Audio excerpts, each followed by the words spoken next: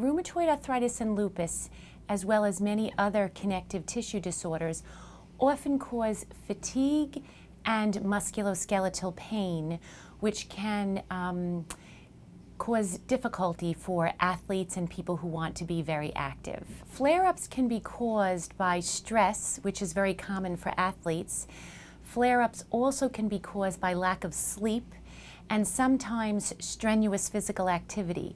So for athletes who have connective tissue disorders like lupus and rheumatoid arthritis, it can be very challenging to exercise to your peak. It's always very difficult to decide when to push through a flare and when to maybe not participate, because you don't want to cause a long-term injury. Many of the medications we have now really do control the symptoms of rheumatoid arthritis and lupus, so many people on appropriate medications actually can compete without a flare. I think the most important thing for treating physicians is to give medications that are permitted by the Olympic Committee, and doctors who take care of Olympic athletes are trained in what medications that can be given and should not be given so that the athlete can participate in that event.